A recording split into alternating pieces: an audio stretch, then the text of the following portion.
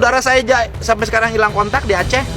Saudara, mantan anggota DPRD Aceh, tentara.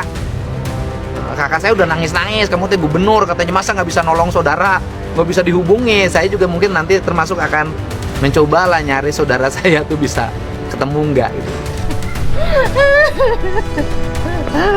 Aduh Luna.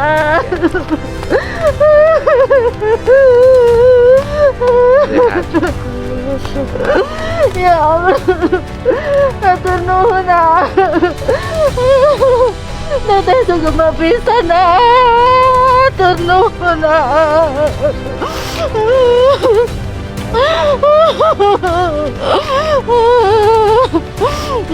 Ya Allah, alhamdulillah. Nggak ada. Nggak ada.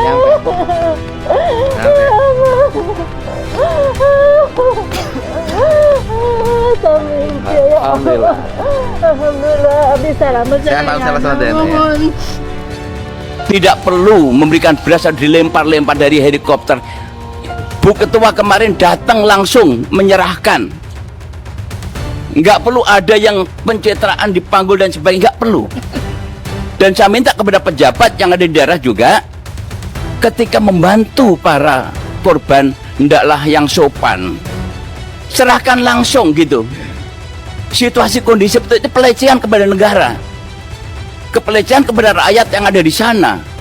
Saya miris Pak, dalam situasi kondisi bencana alam yang sedemikian masih ada truk yang mengangkut kayu. Walaupun punya izin, saya minta kepada Pak Menteri ditindak tegas. Kalau perlu dicabut izinnya. Sebelum Pak Menteri, karena Pak Menteri cuci piring ini. Bapak ini cuci piring. Makanya saya bela kemarin ketika diminta untuk tobat nasuha, saya bela. Karena kejadian perusahaan hutan ini bukan setahun 2 tahun. Setelah reformasi hutan kita hancur. Hentikan reforma agraria. Ini juga salah satu penyebab daripada kerusakan hutan kita. Ini saya nih sebetulnya agak merasa sedih juga pernyataan seorang perwira tinggi soal bencana di Sumatera Barat itu. Dan itu kan sebetulnya kita berpikir ini memang diseleksi secara benar atau tidak itu. Masa bencana dikatakan hanya ributnya di medsos saja. Nah itu salah satu poin sebagai orang yang berasal dari daerah bencana. Saya perlu sampaikan itu sekaligus untuk bisa jadi refleksi untuk TNI juga Pak Wamenhan. Assalamualaikum warahmatullahi wabarakatuh. Sampurasun wilujeng enjing wargi Jabar. Innalillahi wa inna ilaihi raji'un. Kita telah ditinggalkan oleh 3 saudara kita di Kampung Condong, Desa Warga Luyu, Kecamatan Arjasari, Kabupaten Bandung. Ketiga orang yang meninggal itu disebabkan karena longsor yang menimpa 3 rumah. Longsor itu juga mungkin disebabkan karena hilangnya pohon-pohon pelindung, tanaman-tanaman keras di areal perbukitan, sehingga longsor terjadi. Selanjutnya, terhadap keluarga korban kami menyampaikan bantuan senilai 50 juta rupiah per para keluarga. Kemudian segera rumahnya harus direlokasi, tidak tinggal di situ lagi, dan kemudian kepala desa segera menyiapkan tanah pengganti dan tanahnya nanti dibeli oleh pemerintah provinsi. Selanjutnya, pada warga di musim hujan ini, mari kita bersama-sama memperbanyak menanam pohon pelindung di sekitar rumah kita, kebun-kebun kita, dan menghentikan penebangan pohon alih fungsi lahan, membuat kebun-kebun sayuran di areal-areal perbukitan, di dataran-dataran tinggi yang curam, yang mengancam terjadinya longsor, sedimentasi, meluapnya Citarum. Untuk itu, marilah kita jadikan pembelajaran penting hujan yang deras ini sebagai upaya kita untuk mengembalikan lingkungan pada fungsi alam dan penciptaannya. Saya sampaikan salam pada keluarganya. Kalau dirimu tidak terlibat, bicara dong, bela dong kampungmu. Kok jadi seperti ini? Percuma dong Opung Luhut bin Sarpanjaitan sekarang lagi powerful. Tunjukkan Opung Luhut. Kalau memang diri Opung tidak terlibat di Toba Pap Lestari, rela dirimu, Pung. Kau biarkan kampung kita itu, Toba itu rusak.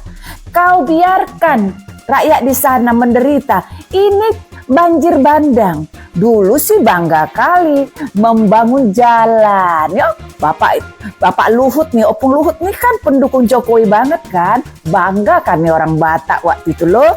Ketika dirimu membangun jalan-jalan infrastruktur sana.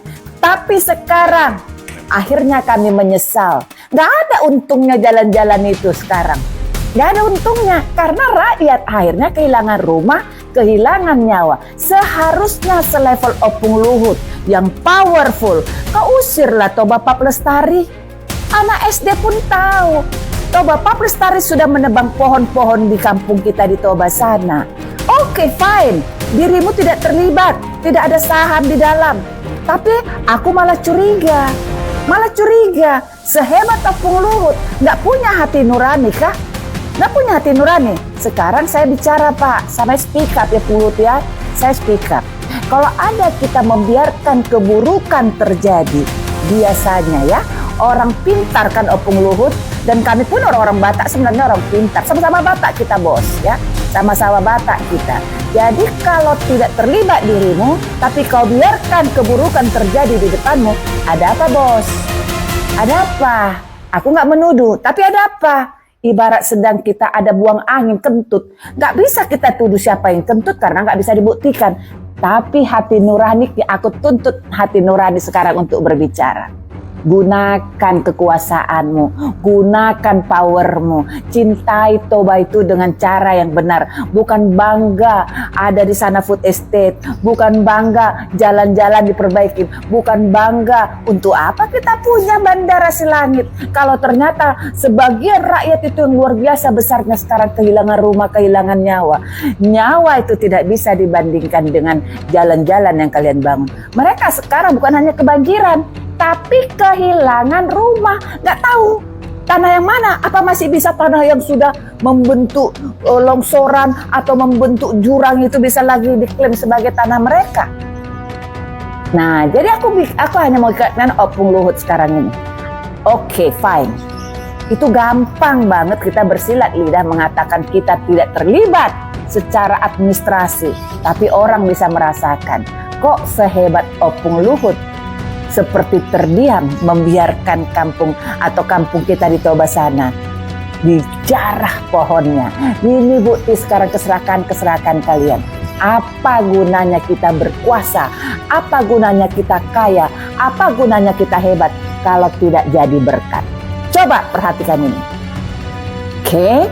Nah ya, jadi mumpung masih sehat kau Pung ya, masih ada powermu. Ayo, buktikan sekarang, berani nggak untuk menutup Toba Pap Lestari dan berani nggak mengkritik menteri-menteri kehutanan yang telah memberikan HPH izin-izin untuk penebangan hutan. Berani nggak? Berani. Sekarang aku mau tantang Opung Luhut. Silahkan, yuk. Jangan sampai akan terjadi nanti Nepal kedua. Part 2, 3 anomali pemerintah yang terjadi pas banjir di Sumatera berlangsung. Yang pertama, Bupati Aceh yang ketahuan umroh pas lagi kondisi lagi bencana. Aceh Selatan lagi banjir, orang ngungsi, situasinya darurat, tapi bupatinya malah pergi ke Tanah Suci. Sekali lagi ya, ibadah nggak salah sama sekali. Yang jadi masalah itu kok bisa-bisanya ya, waktu rakyat lagi dalam kondisi yang porak-poranda, panik, dan butuh pertolongan, kok pemimpinnya malah ninggalin daerahnya? Pertanyaannya nih, kalau bupatinya nggak ada pas bencana, siapa yang mimpin? Dan kalau dia bilang semuanya udah aman, ya aman dari sisi siapa nih? Anomali yang kedua datang dari presiden kita. Bantuan bencana ditampilin foto muka beliau dengan menterengnya. Padahal kita semua tahu nih, itu bantuan bukan dari kantong pribadi, tapi dari APBN, dari pajak rakyat. Pajak rakyat sama dengan uang kita. Jadi anomali banget kalau bantuan yang sumbernya dari rakyat, tapi watermarknya muka. Pertanyaan simpelnya, jadi bantuan beras yang lama sampainya kemarin itu terkendala karena akses atau nungguin nyetak stiker? Bentar deh, nyetak stiker biayanya dari anggaran mana nih? Dan gongnya anomali, ternyata ya pejabat yang kemarin kelihatan turun ke banjir, hari berikutnya ketahuan muncul di kondangan mewah di Padang. Yes, Padang yang mana juga lagi terkena dampak banjir besar. Jadi rakyat dan netizen pasti otomatis mikir dong, oh ini cuma mampir dulu ke banjir buat ngonten, abis itu lanjut ke acara yang sebenarnya mereka prioritasin gitu ya. Banjirnya rakyat, duitnya rakyat, tenaganya rakyat, tapi spotlightnya di pejabat. Jadi sebenarnya yang diselamatin tuh korban atau citra. Pertanyaannya, kalau bencana aja masih dijadiin panggung, kita sebagai penontonnya mau sampai kapan diem? Balik lagi ke kalian ya, harusnya pejabat dan petinggi negara tuh digaji buat kerja atau buat poles citra. Coba tulis pendapat kalian di kolom komentar. Jangan lupa follow gue kalau kalian suka konten lucu kayak gini. Niat berbagi tulus dari hati atau demi poles-poles citra diri? Di tengah duka dan nestapa warga Sumatera digulung banjir bandang, peselancar dunia maya dibuat salfok sama aksi sejumlah pesohor yang mengulurkan bantuan. Salah satu yang paling mencuri perhatian adalah aksi Verel Bramasta saat melihat langsung korban banjir di Padang, Sumatera Barat. Bukan perkara bantuan dari sisi materi, tapi Mas Dewan satu ini malah disorot gara-gara outfit di lokasi. Lagian Mas Dewan malah pakai tactical vest segala ke lokasi bencana. Auto jadi bulan-bulanan warganet dikira bakal ke medan perang kali ya.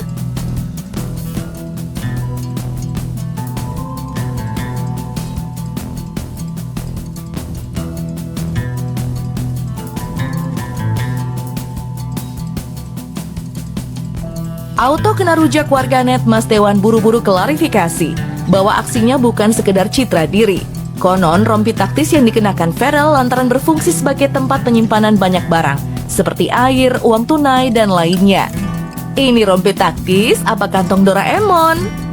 Terlebih ketika aksi Verel langsung dibanding-bandingkan dengan sejumlah bintang lain yang turun langsung membantu korban bencana. Salah satu yang viral adalah kontras potret Verel dengan komika Prasteguh, yang satu nunjuk-nunjuk, yang satu angkut-angkut. Dianggap salah kostum, aksi Mas Dewan kadung jadi bulan-bulanan. Video parodi Mas Verel saat bertemu korban banjir Sumatera berjejal di lini masa. Bahkan Pak Andika ikut-ikutan pakai rompi segala di acara Lapor Pak. Tak menyebut nama, tapi ada embel-embel tulisan DPR alias Dika Polisi Rakyat. Kemudian dengan nama Andika di bagian bawahnya mengingatkan kita pada aksi Mas Dewan. Tanpa kata, hanya lewat gestur, lengkap dengan aksi nunjuk-nunjuk. Kira-kira siapa nih yang disentil Pak Dika?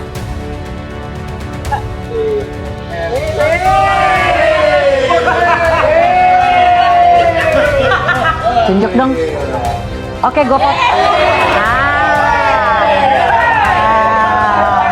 Foto-foto. Bagus buat konten gue. Harus banget pakai gituan sih Pak Dika. Lah. DPR, Dika Polisi Rakyat. Nah ini kan rompi gua. Wajar-wajar aja kan polisi pakai rompi. Wajar.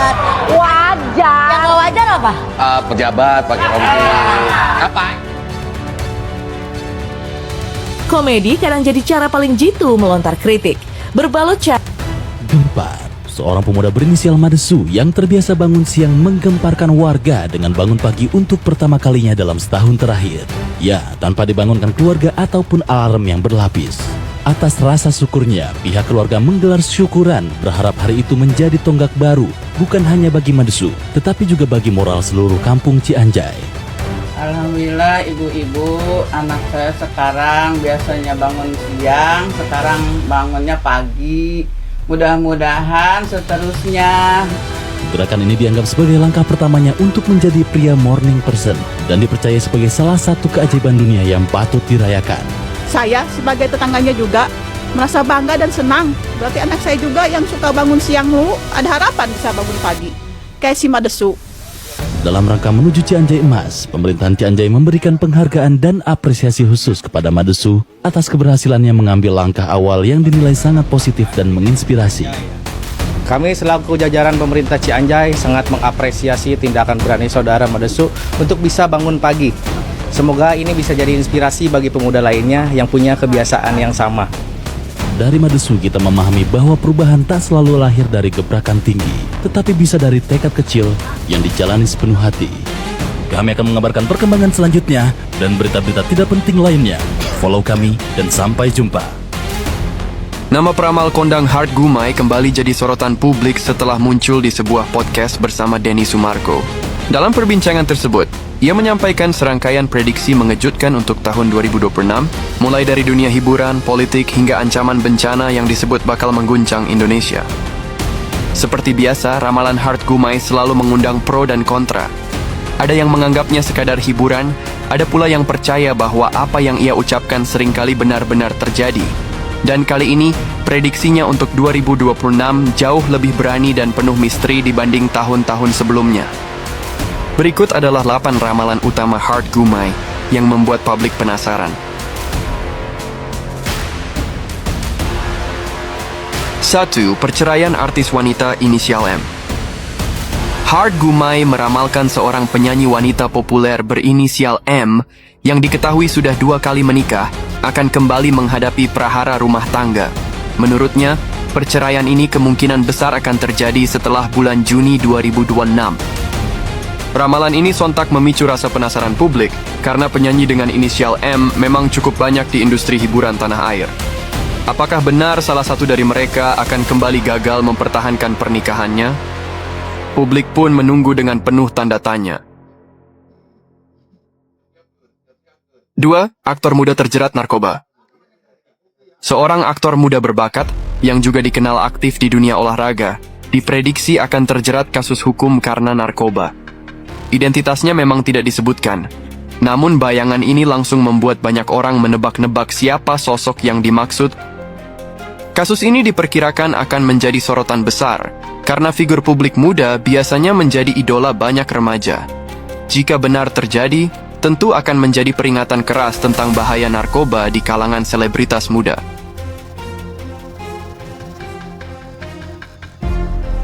3. Kabar duka dari selebritis senior. Ramalan selanjutnya cukup menyedihkan. Hart Gumai menyebutkan adanya aktor senior berusia 40-50 tahun, berkulit sawo matang dengan rambut sebahu, yang akan jatuh sakit parah. Sayangnya, kondisi itu diprediksi berujung pada kabar duka di sekitar bulan Agustus hingga September 2026.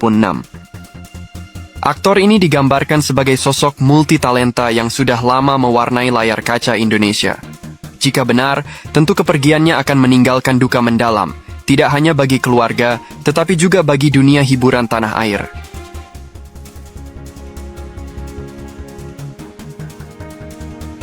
4. OTT pejabat politik inisial A.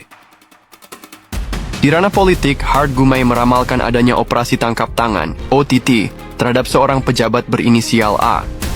Sosok ini disebut sebagai politikus Jawa, berperawakan gempal, berusia di atas 50 tahun, dan berasal dari partai besar yang cukup berpengaruh. Ramalan ini seolah mengingatkan bahwa dunia politik Indonesia masih rawan kasus korupsi.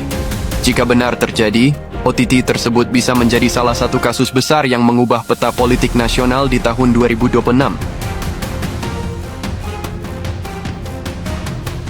5. Bencana alam besar.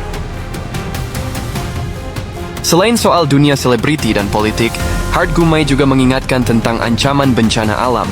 Ia menggambarkan adanya hantaman air dari bukit atau laut yang menyebabkan rumah-rumah warga tenggelam dan memakan korban jiwa. Meskipun tidak jelas di mana lokasi tepatnya, ramalan ini menimbulkan rasa waspada. Apalagi, Indonesia memang dikenal sebagai negeri yang rawan bencana, sehingga masyarakat diingatkan untuk selalu siap siaga menghadapi kemungkinan terburuk.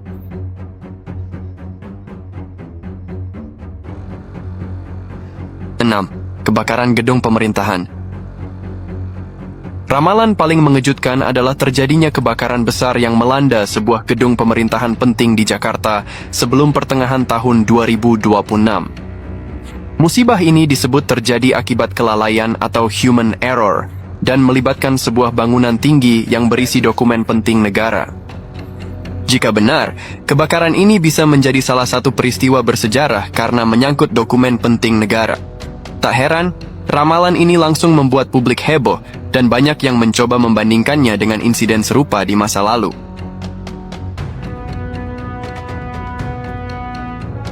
7. Masa depan Indonesia.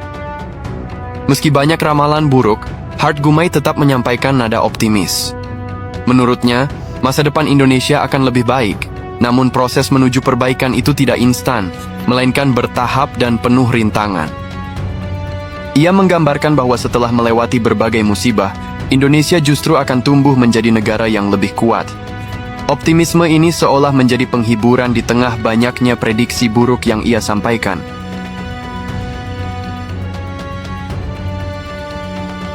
Delapan kasus korupsi besar. Terakhir, Gumai menyinggung soal adanya kasus korupsi besar yang akan menjadi perhatian seluruh masyarakat. Meski tidak menyebut nama maupun inisial, ia menekankan bahwa kasus ini akan mengguncang nasional. Ramalan ini menjadi salah satu yang paling ditunggu karena korupsi memang masih menjadi masalah serius di Indonesia. Banyak yang percaya jika benar terungkap, kasus tersebut bisa membuka tabir besar yang selama ini tersembunyi.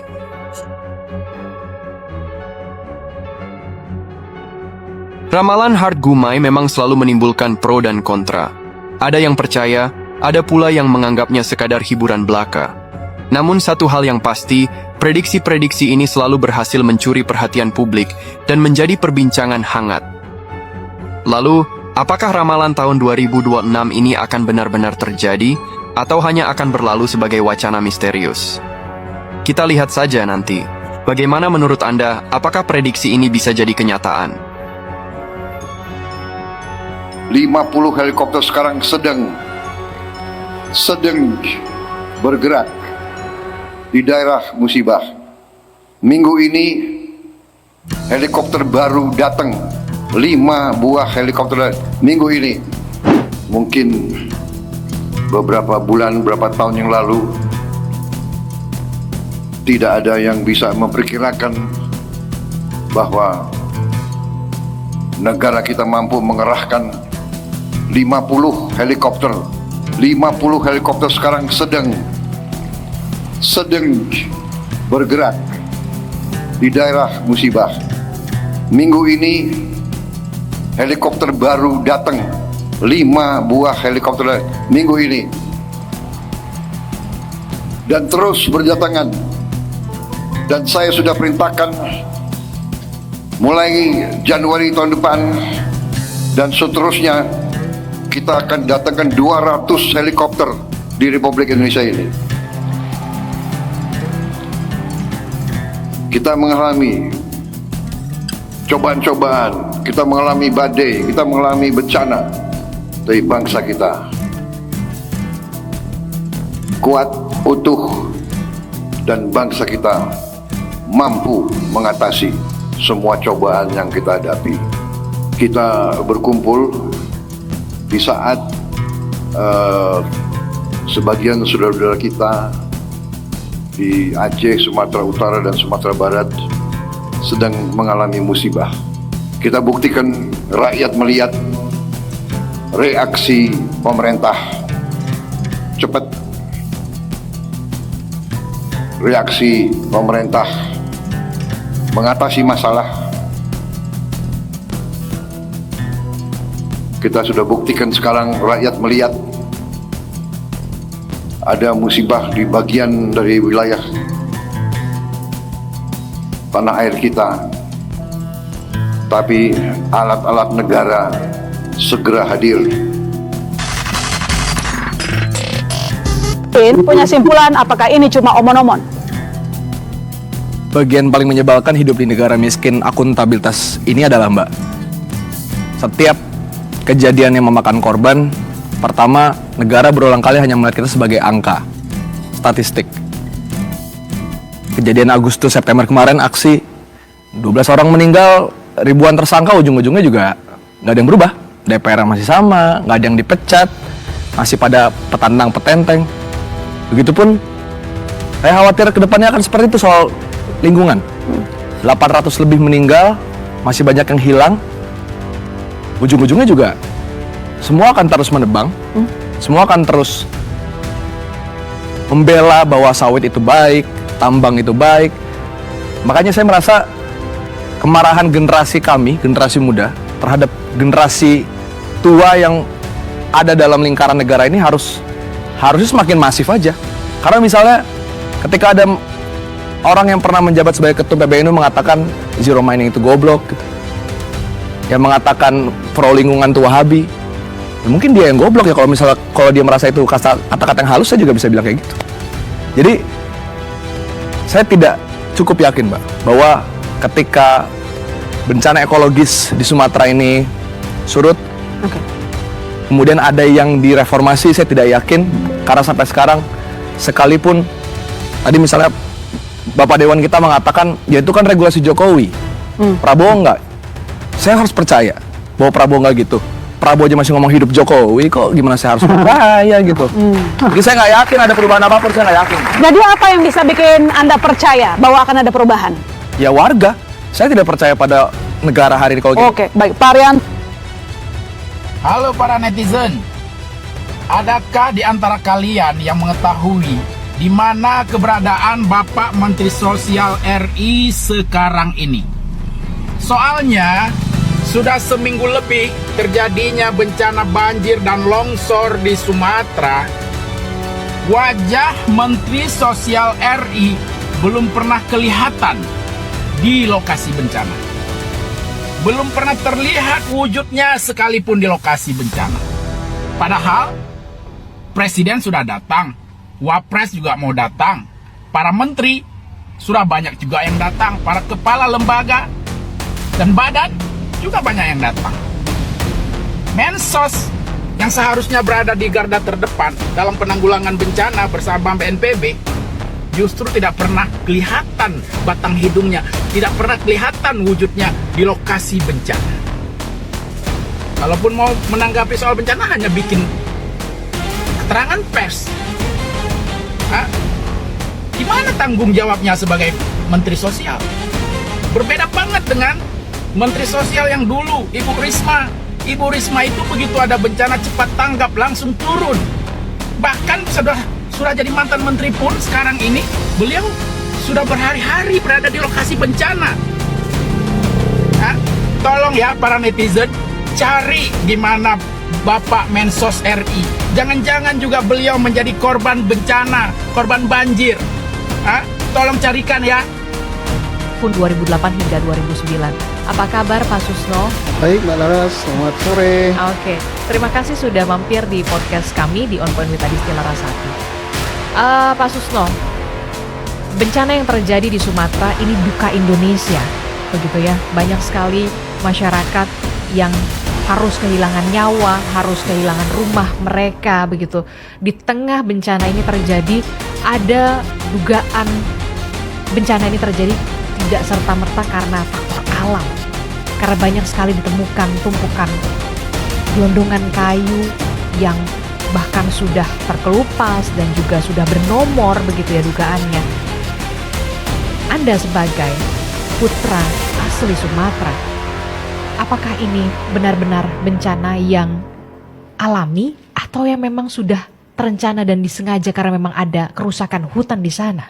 Pertama kita ucapkan duka ya Mbak ya. Ini sangat besar ya, 800 meninggal, 500 lebih belum ditemukan, dan saya yakin itu lebih banyak yang meninggal ya. Belum kerugian fasilitas umum dan lain-lain ya. Kalau hujan itu adalah rahmat dari Allah. Kitab suci mengatakan bahwa hujan itu diharap dan itu tanda bentuk dari rahmat dari Allah. Hujan.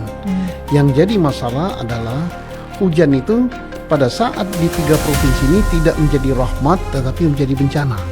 Timbul pertanyaan mengapa dia menjadi bencana? Ini karena ulah tangan manusia yang serakah.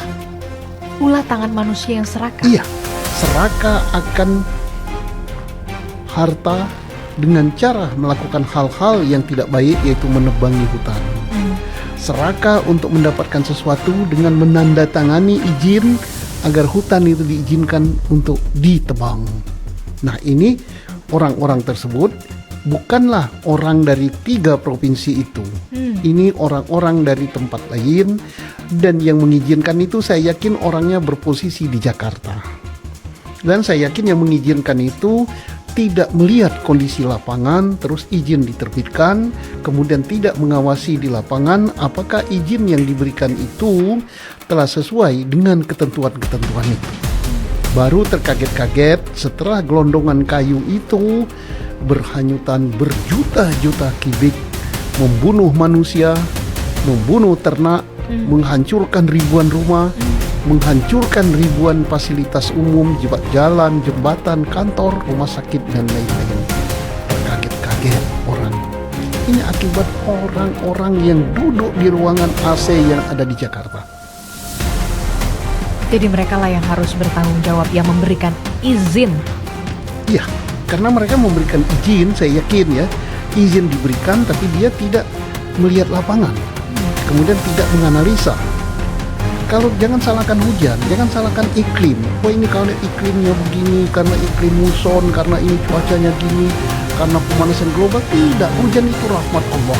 Sepanjang kan tempat lain banyak yang ditimpa hujan itu. Provinsi Riau, Provinsi Sumatera Selatan, Provinsi Jawa Barat kena hujan semua. Tetapi pada saat hujan itu jatuh ke bumi, masih bisa ditahan oleh tumbuh-tumbuhan. Begitu ditahan oleh tumbuh-tumbuhan, kemudian buminya masih bisa meresap sebagian daripada hujan itu, maka itu akan mengairi sumur-sumur dan membasahi tanah, dan itu membuat subur tanah. Itu sudah rumus petani, dan petani senang kalau ada hujan itu. Tetapi manakala hujan itu tidak dihadang oleh pohon, tidak dihadang oleh tanam-tanaman, maka dia menjadi bencana. Mari kita lihat berapa juta kubik itu kayu yang bergelondongan. Itu kasat mata, pemiliknya jelas. Kemudian dari mana asalnya jelas, tumpukan kayu itu dari mana jelas. Sampai bupatinya mengatakan, ini izin yang berlebihan. Ini Dosa. izin yang berlebihan. Iya. Siapa yang bertanggung jawab? Harus bertanggung jawab ini. Ya, kalau memang penebangan hutan itu dengan izin, yang memberikan izin terhadap penebangan hutan, tentunya Menteri Kehutanan. Tetapi sebelum izin itu terbit, dan itu harus ada analisa dampak lingkungan. Nah ini Menteri LH. Dan mereka tidak boleh hanya mengizinkan di atas kertas saja, tetapi izin harus disertai pengawasan di lapangan. Apakah cara menebangnya? Apakah pohon yang ditebang itu boleh digunduli semua pohon? Atau ada ketentuan bahwa yang diameter sekian yang boleh ditebang, yang diameter sekian nggak boleh. Kemudian dan lain itu ada ketentuan, klausal-klausal dari perizinan itu. Apakah ditaati apa tidak itu? Ini saatnya kita untuk mengevaluasi supaya ini tidak terjadi lagi. Bukan hanya di sana saja, Indonesia ini luas. Jangan terjadi di Kalimantan, di Sulawesi, di Papua, kemudian Maluku dan lain-lain. Ini bencana luar biasa. Walaupun pemerintah belum menetapkan ya bencana nasional. Bayangkan 3 provinsi melebihi daripada tsunami. Tsunami itu hanya 1 kota, kota Banda Aceh yang parah dan kota-kota di pantai ya. Kalau ini 3 provinsi, berapa kabupaten dan kota yang kena? Berapa jiwa manusia yang melayang? Berapa yang hilang? Berapa ribu rumah yang hilang? Berapa harta benda? Berarti Anda bisa mengatakan ini sebenarnya tanggung jawab kolektif dari kementerian lembaga terkait, Kementerian Kehutanan, Kementerian Lingkungan Hidup. Iya. Dan kalau memang ada tambang liar ya Kementerian Pertambangan, SDM ya. Kementerian SDM juga punya peran di sana. Kalau ada di situ tambang izin tambang. Mari kita lihat. Ini kita masih memusatkan perhatian kepada kemanusiaan, memberikan bantuan dan lain-lain, tetapi kita tidak boleh lupa bahwa apa penyebabnya. Dan jangan sampai menyalahkan hujan. Hujan itu dari berbagai kitab suci mengatakan itu rahmat. Tapi kemudian begini, susah tidak sih mendeteksi ini sebenarnya kayu-kayu gelondongan ini punya siapa? Kan nggak mungkin kayu-kayu ini tanpa ada yang punya begitu. Masa kayu goib? Kan nggak mungkin kayu goib. Kayu tidak bersalah kalau yang gelondongan itu. Yang bersalah yang nebangnya. Untuk mendikti siapa yang menebangnya, maka paling gampang dari Kementerian Kehutanan memberikan izin untuk HPH di daerah situ di mana saja di 3 provinsi. Setelah tahu itu, kemudian daerah banjir itu di mana saja, maka akan ketahuan kan akan berapa izin yang diduga merusak lingkungan yang tidak bisa menahan air hujan. Ini berarti pemberian izin yang tidak disertai perhitungan, tidak kehati-hatian, yang asal izin saja. Siapa yang bertanda tangan di situ, dan proses pemberian izin itu demikian ketat. Ada aturan-aturan yang harus ditaati, kemudian ada lintas sektoral. Sementri ini Misalnya, Kementerian Lingkungan Hidup harus menganalisa itu. Kalau pohon ini ditebang, maka dampak lingkungannya apa? Akan ada banjir apa tidak? Akan berbahaya kepada sistem irigasi di situ apa tidak? Akan berbahaya kepada kesuburan tanah di situ apa tidak?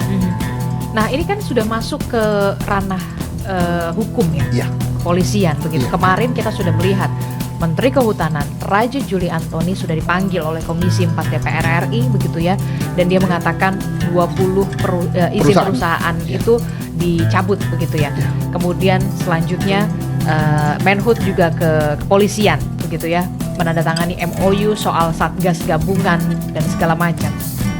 Anda melihat apakah ini akan selesai dengan Satgas gabungan atau bagaimana? Ini seperti obat pil atau permen ya. Saya kira tidak begitu mengatasinya. Lalu bagaimana cara mengatasinya? Izin sudah ada. A, B, C, D sampai 20 atau sampai berapa? Saya kira lebih dari itu. Karena ini 3 provinsi. Di Provinsi Aceh ada berapa izin? Di Provinsi Sumatera Barat ada berapa izin? Di Provinsi Sumatera Utara ada berapa izin? Dari izin-izin yang dikeluarkan itu dilihat berapa luasannya. Kemudian ketentuan daripada izin yang dikeluarkan itu apa ditaati apa tidak oleh pemegang izin. Misalnya izin itu mencantumkan kayu yang mana yang boleh ditebang. Apakah boleh ditebang habis semua apa tidak?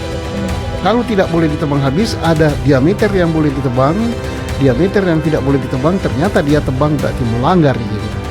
Nah, melanggar izinnya di mana pengawasan daripada yang mengeluarkan izin? Di mana pengawasan daripada lingkungan hidup? Di mana pengawasan dari instansi yang terkait? Begitu.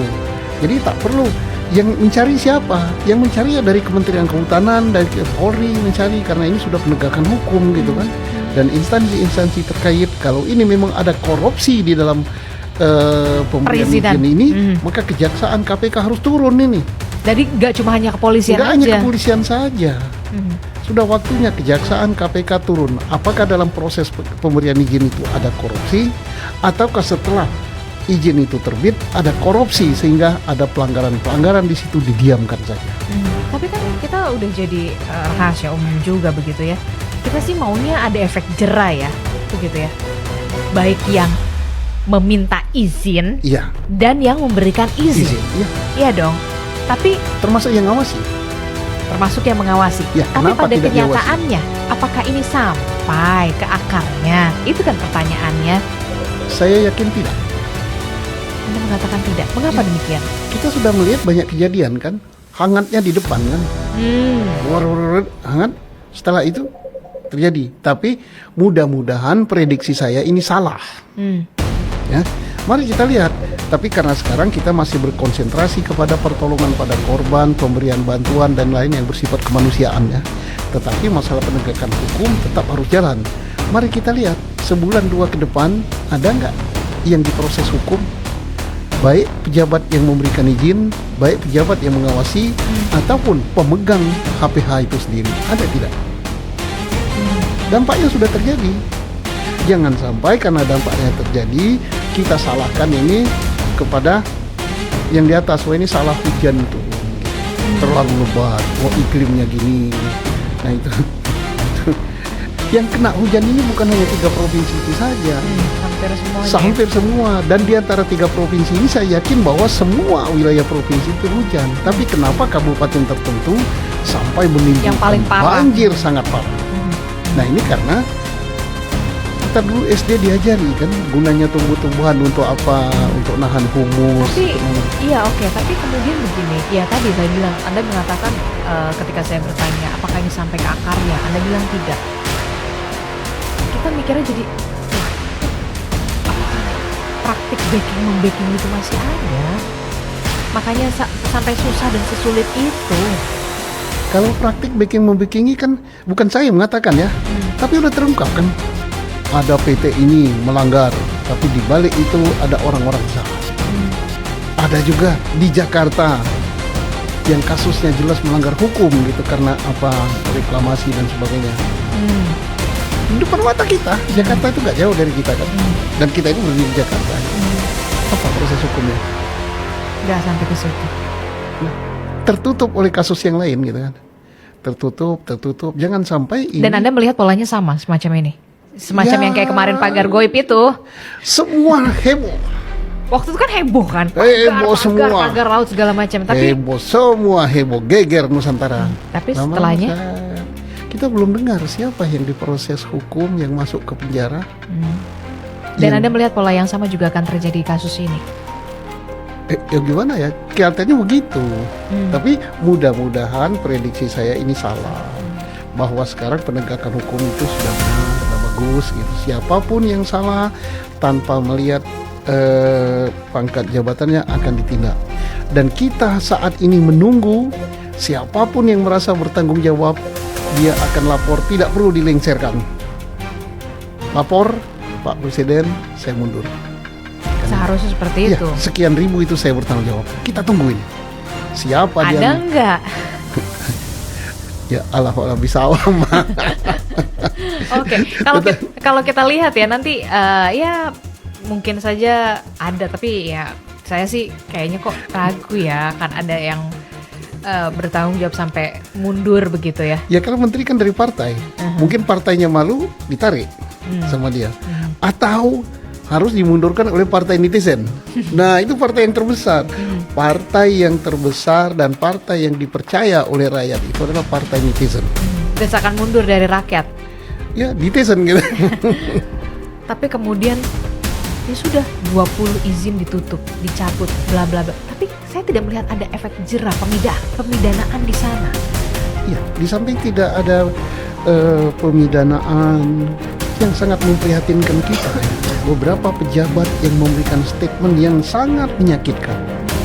Ada yang mengatakan bahwa bencana ini hanya ramai di Media sosial. Mencekam di media sosial. Bung, sekian ribu nyawa melayang. Ada lagi yang mengatakan bahwa kayu-kayu itu bukan dari pembalakan liar, tapi kayu tua yang lapuk, jatuh, roboh. Kemana otaknya?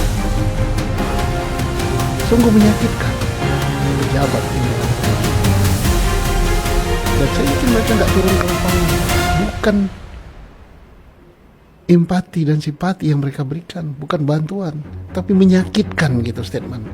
Lebih bagus diam. Ya, karena saya orang dari sana juga, gitu. Saya sedih. Sangat miris dan memilukan. Miris. Sehingga dalam keyakinan rakyat di 3 provinsi dan Sumatera lainnya, pantas kalau begitu mengeluarkan penebangan-penebangan. Anda tidak bersimpati, tidak empati kepada jiwa yang melayang. Kok Anda tutup dengan kayu yang sudah lapuk? Tidak mungkin kayu yang lapuk itu jutaan kubik kayak gitu. Sampai akhirnya kayu-kayu itu memperlihatkan dirinya. Memperlihatkan diri dan bahkan ada nomornya. Nah, jadi silakan aparat penegak hukum tegakkan hukum. Anda jangan takut. Tegakkan hukum itu jangan mencari wah itu semua berizin tapi melanggar. Nah, melanggarnya itu kalau penyidik Polri harus cari dari ketentuan izin yang diberikan itu ada sekian klausalnya. Ada nggak dilanggar di situ? Misalnya penebangannya yang berdimensi berapa, cara menumpuknya dan apa-apa, dan kewajiban setelah ditebang untuk penghijauan dan semuanya apa dilakukan apa tidak. Dan juga harus disidik juga aparat yang memberikan izin. Apakah aparat itu memberikan izin memperhitungkan dampak yang akan terjadi akibat daripada sekian ribu atau sekian puluh ribu hektar hutan yang ditebang ini. Sebenarnya sulit gak sih untuk menemukan begitu ya? Memang pelanggarannya di sini gitu loh. Ya nggak akarnya sulit. tuh di sini. Nggak sulit. Tapi ya karena orang gede semua ya. Mulai dari hulunya dilihat, Pak Menteri mengapa Anda mengizinkan ini? Oh, saya hanya mengizinkan 3 atau 4. Yang ini sebelumnya menteri sebelumnya. Nah, ini jangan menteri sebelumnya berleha-leha, bisa jadi terkait kepada menteri sebelumnya. jadi bukan cuma soal yang menteri yang sekarang. Bukan. Ada sumbangsi juga yang Ada lalu-lalu. sumbangsi kalau izin itu terkait dengan menteri sebelumnya. Baik menteri kehutanan maupun menteri lingkungan hidup. Ataupun kalau terkait dengan penambangan, kita lihat ada nggak izin menteri pertambangan di situ. Nah, kemudian kita lihat lagi dari ATR tata ruang. Apakah hutan-hutan yang ditebang ini adalah hutan produksi atau hutan lindung atau hutan penggunaan lain APL? Harus diusut sampai sana kepalang kita, karena ini sudah menimbulkan korban yang sedemikian. Kita gunakan ini pelajaran supaya tidak terjadi lagi di daerah lain. Tapi kemudian kemarin kita lihat Menteri Kehutanan Raja Juli Antoni mengatakan untuk 20 izin perusahaannya siapa saja nanti tunggu arahan dari Pak Presiden. Saya mengikuti itu di media sosial maupun di media konvensional. Tidak wajar seorang menteri berkata begitu. Mengapa tidak wajar? Itu tanggung jawab teknis dia. Jangan melimpar tanggung jawab pada presiden. Saya yakin dia menerbitkan izin itu tidak ngasih tahu presiden atau tidak seizin presiden, Pak saya menteri mau mengizinkan ini. Enggak, presiden banyak tugasnya. Urusan teknis kehutanan sudah diserahkan pada menteri. Dia yang tanda tangan, dia yang bertanggung jawab. DPR itu wakil dari rakyat, wakil dari kita. DPR ngomong gitu berarti rakyat mintanya itu dijawab dong. Ini hanya menyebut nama 20 perusahaan aja tidak mau minta izin presiden. Nah ini menteri macam apa? Kalau semua menteri seperti itu ya gawat kita ini. Kasihan presidennya. Dikira presiden. Jangan melempar masalah pada presiden, dia pembantu presiden. Dan dia yang harus bertanggung jawab. Harus bertanggung jawab. Jelaskan kepada publik, jelaskan kepada DPR, itu sama dengan menjelaskan pada rakyat. Kalau merasa bersalah, mundur. Anda melihat dengan sudah terjadinya begitu bencana, mundur menjadi jawaban. Salah satu tanggung jawab sosial, mundur. Kemudian tanggung jawab hukum, kalau memang itu ada pelanggaran hukum, ikuti sesuai norma hukum yang berlaku. Apalagi kan ini sudah jelas ya pernyataan Presiden Prabowo yang menyatakan akan memberangus maling negara. Ini banyak ditafsirkan publik, ini menjadi sinyal. Seharusnya ini menjadi lampu hijau juga soal dugaan ada mafia di sana. Iya, maling kayu, ya kan? Maling itu tidak harus bahwa itu nebangi kayu dipikul begini. Maling itu bisa saja maling terlindungi oleh izin. Sehingga jutaan kubik kayu ditebang, hutan dibabat.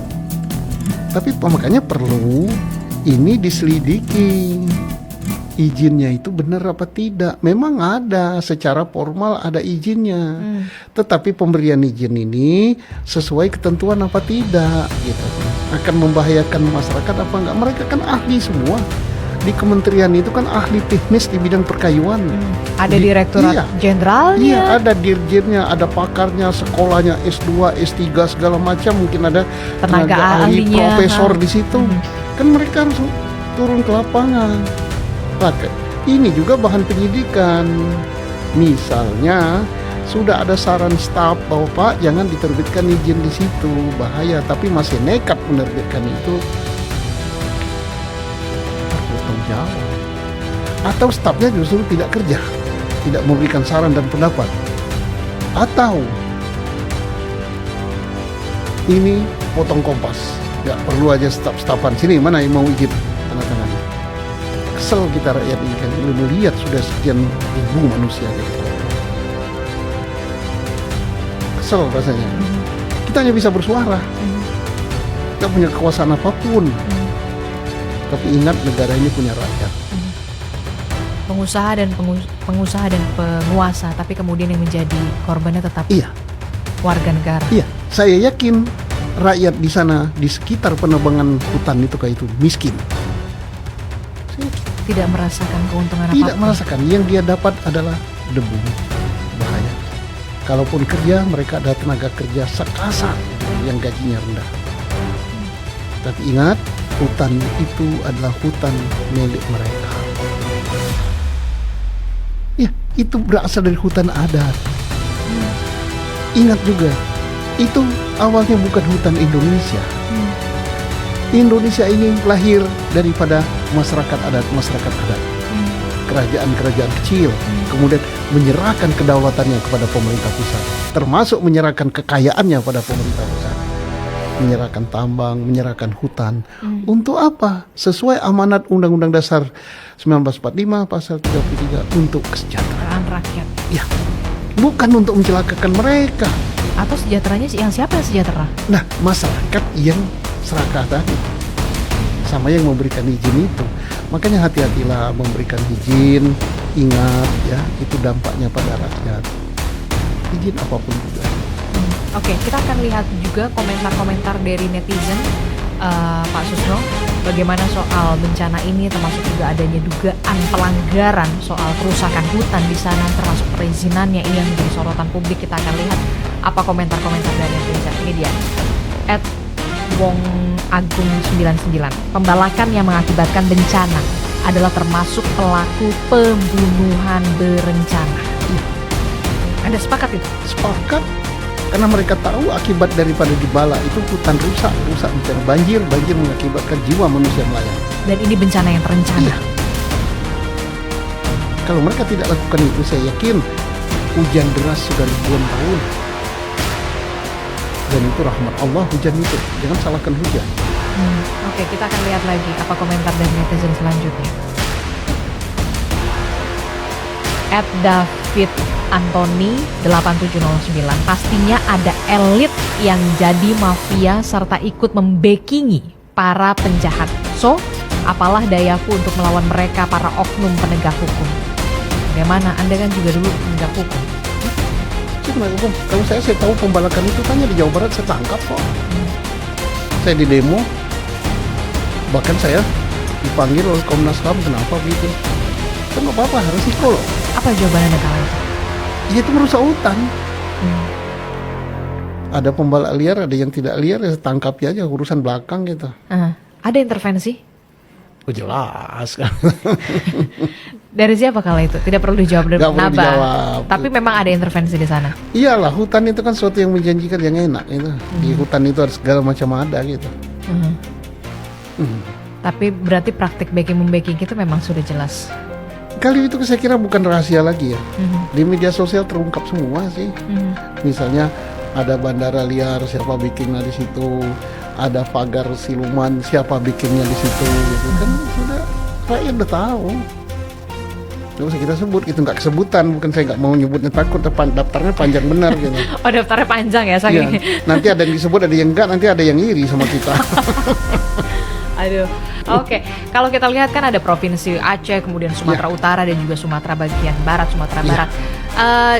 Teman kita begitu ya dari Kompas TV juga ditugaskan begitu ya untuk ke wilayah Aceh begitu. Saya akan mencoba menghubungi. Saya akan mencoba hubungi salah satu jurnalis Kompas TV, sudah ada Benu Bulo melalui sambungan video call. Saya mencoba menghubungi. Selamat sore, assalamualaikum. Bang Benu Bulo. Waalaikumsalam, selamat sore. Iya, Bang Benu, kami juga turut prihatin dan juga berduka atas apa yang terjadi di Sumatera, khususnya di Aceh, di tempat Anda. Saat ini Anda juga putra asli Aceh. Anda saat ini berada di mana, Bang Benu Bulo? Bisa diceritakan seperti apa kondisinya? Boleh. Saat ini ada di Pidijaya, persisnya di Gampung atau Desa Pidijaya, Kecamatan Murah II. Ini Pidijaya merupakan salah satu titik yang terdampak banjir.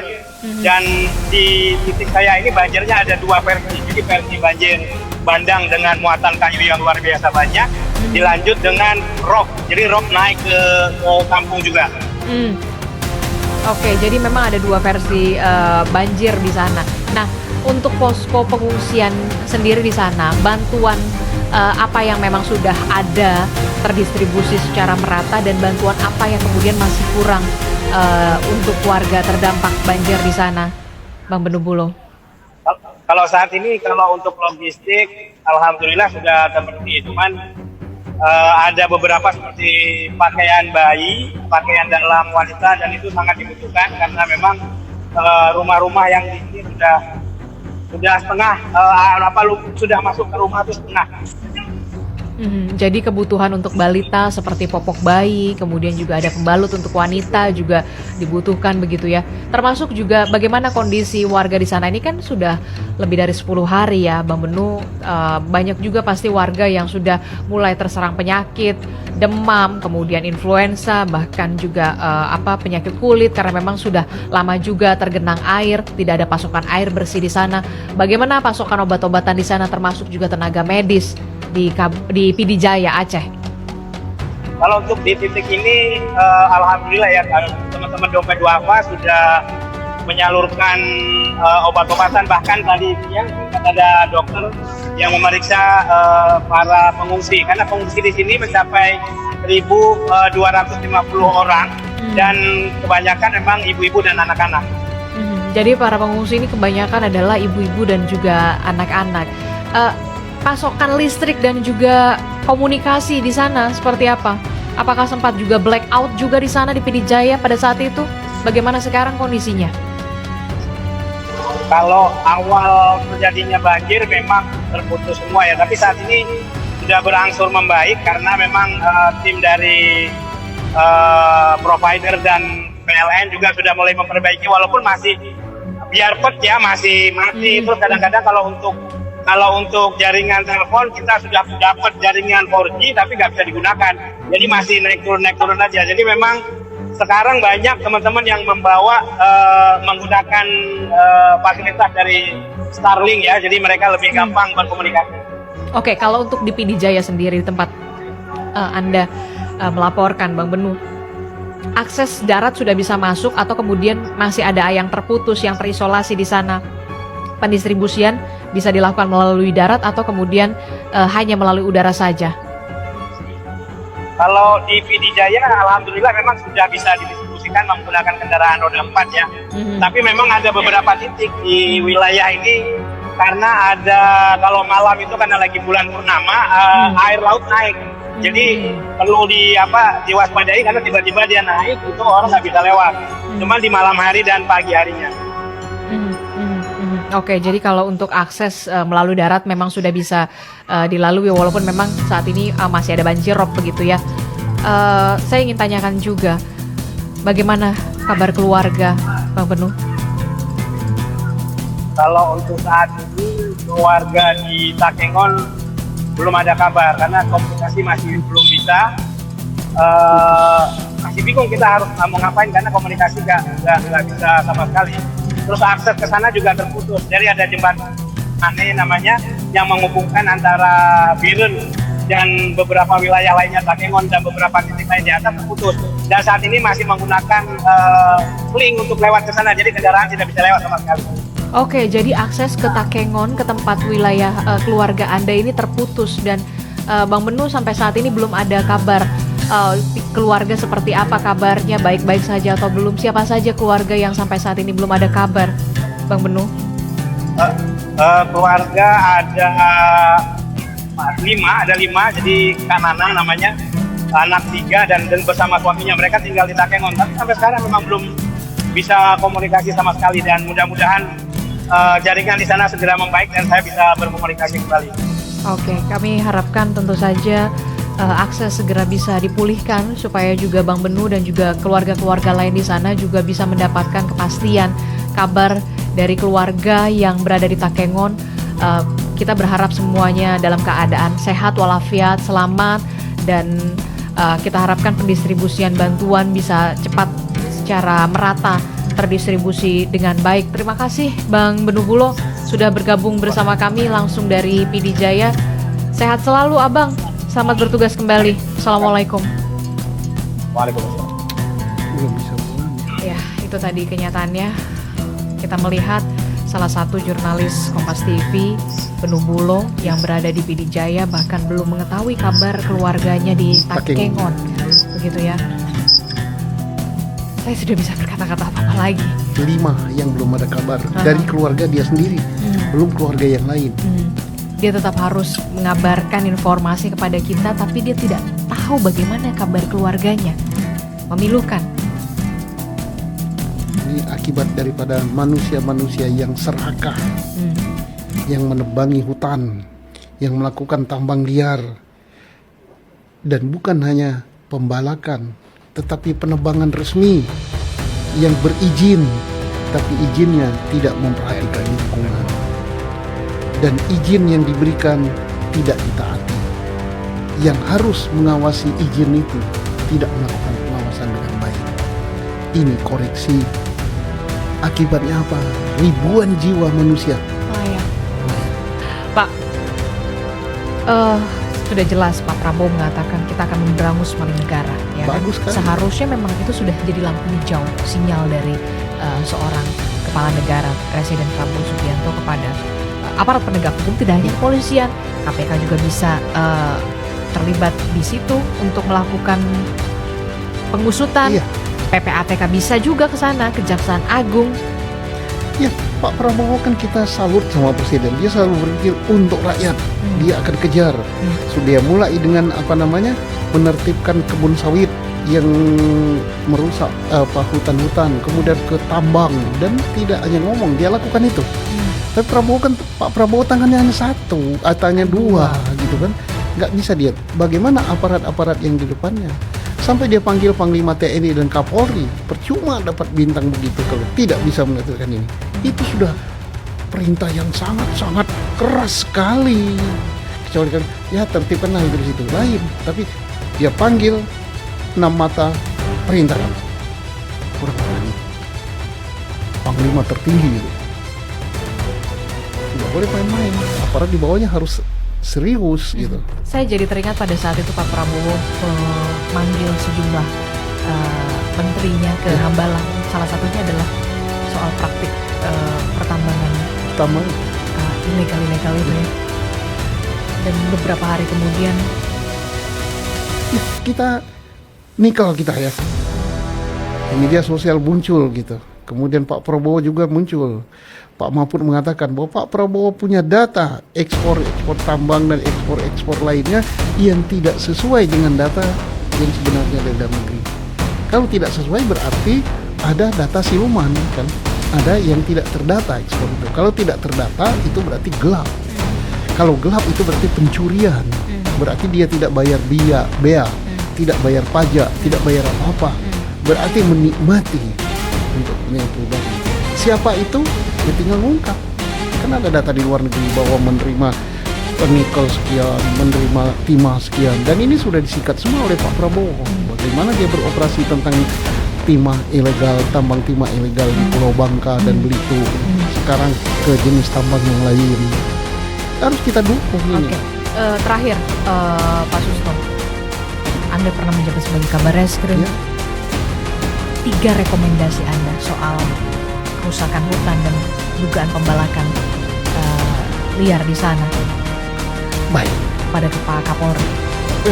Tidak hanya kepada Kapolri ya, saya selaku rakyat ya, kepada aparat penegak hukum ya, Kapolri, Kejaksaan, KPK, PPATK, dan lain-lain, dan termasuk juga kementerian ini ada penyidiknya, ada PPNS ya, PPNS lingkungan hidup, PPNS pertambangan, PPNS kehutanan.